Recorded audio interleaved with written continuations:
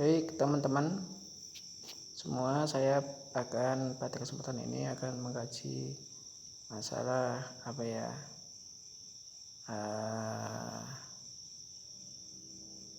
tentang itu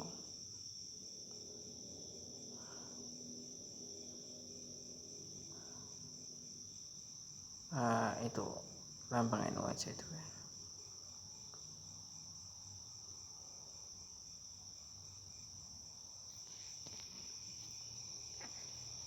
Pada kali ini saya akan membahas tentang kitab tafsir Sawi yang jilid 3. Maka kita akan temukan beberapa informasi penting yang bisa kita gunakan untuk menjalani puasa Ramadan agar puasa kita itu menjadi barokah. Kayak gitu. Akan saya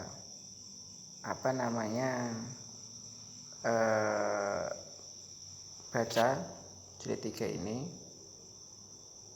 tentang filenya error. Mungkin kita cari yang lain aja selain tafsir Sawi.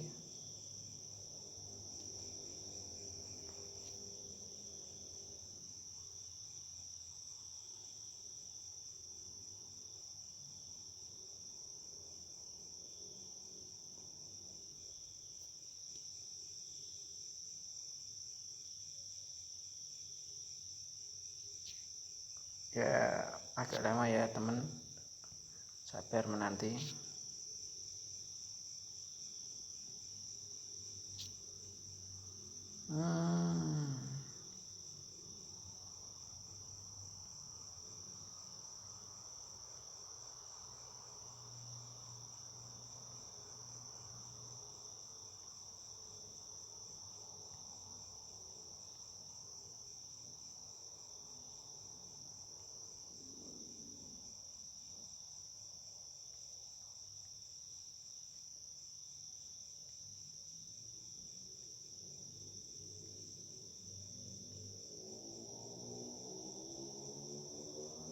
Oke, ini aja.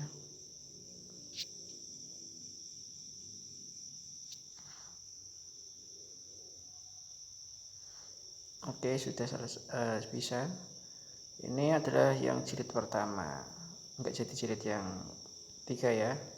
Di jilid yang pertama kita mulai di halaman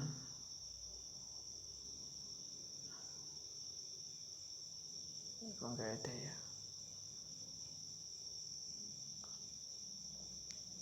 Sebentar saya keluar tulisannya. Belum keluar ini.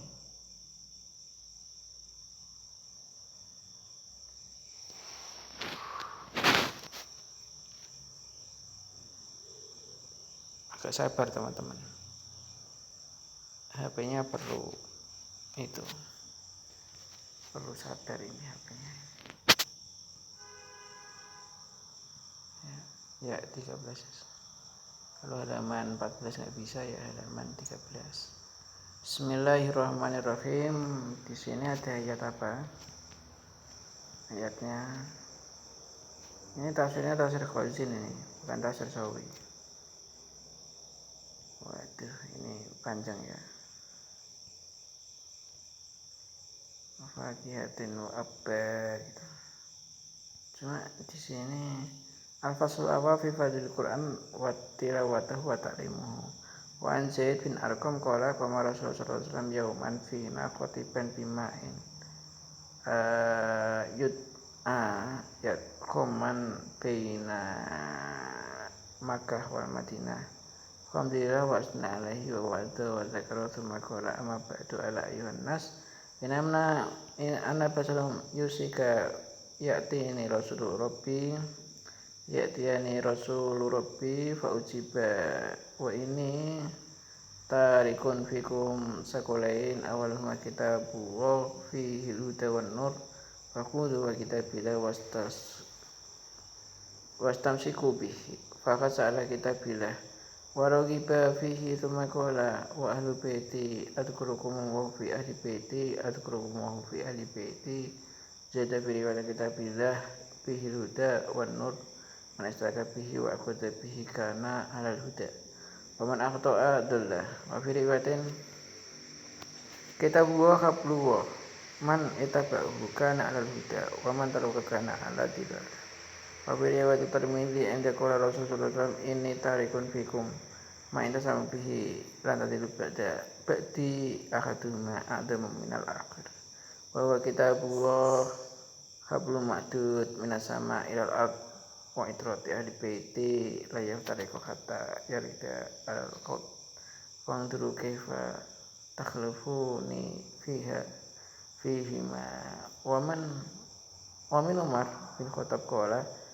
amma inna nabiyakum qol inna wa ta'ala yarfa'u bihadzal kitab aqwaman wa yadi'u bihi akharin wa ayil haris al-arqala marartu fil masjid wa idan nas yahuduna fil ahadis wa taqaltu ala ali wa qultu ya amiral mu'minin ala taro an-nas qad khadu fil ahadis qala aw qad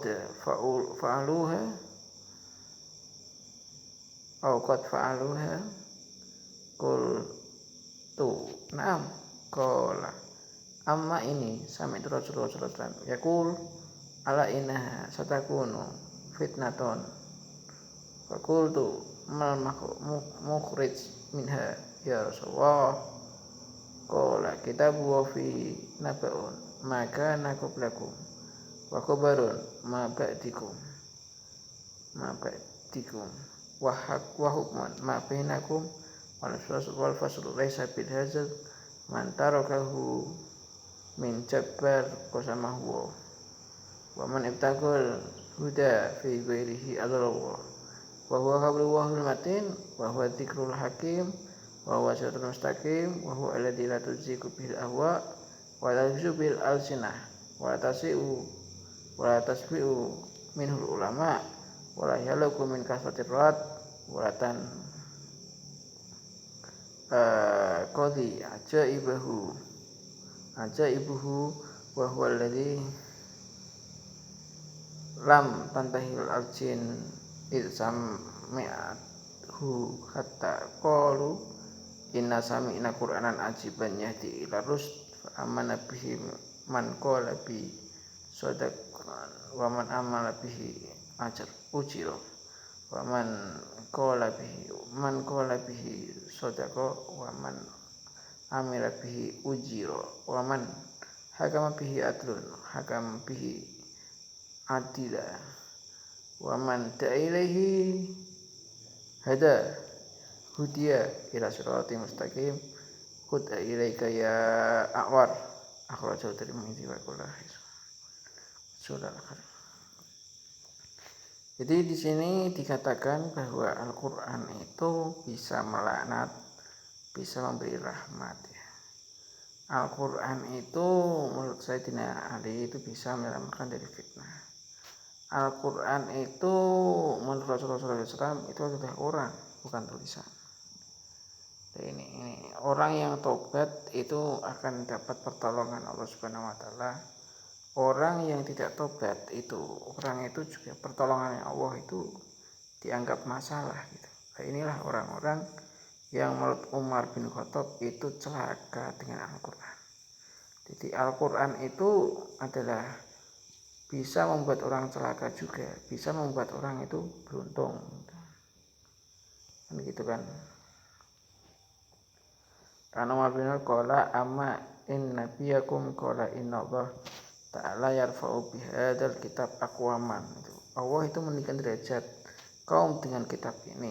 Wa yadza'u bi akharin, dengan kitab itu Al-Qur'an juga Allah itu merendahkan yang lain. Maksudnya merendahkan itu adalah orang yang tidak memfungsikan Al-Qur'an, menggunakan Al-Qur'an untuk kepentingannya. Ini orangnya akan terlaknat. Maka orang yang enggak tobat itu enggak akan dapat pertolongannya Allah Subhanahu wa taala.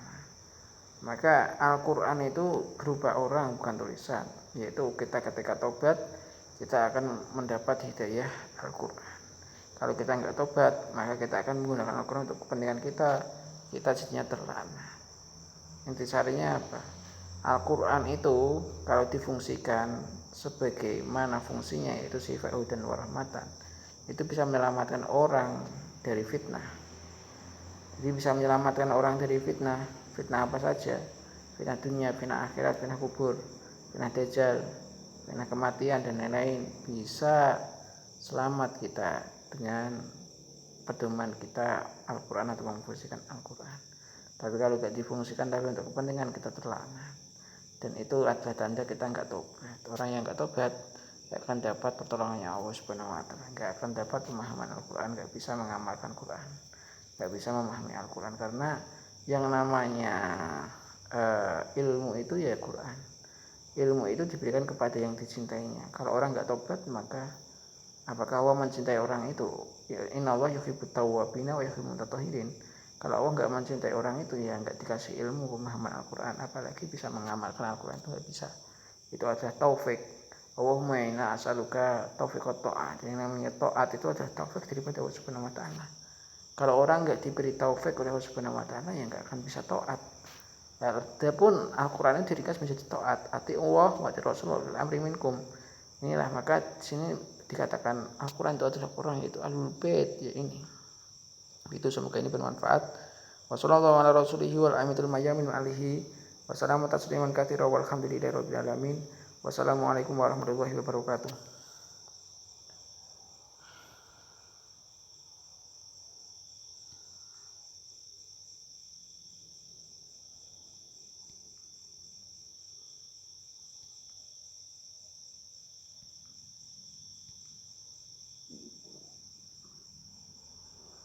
Ya.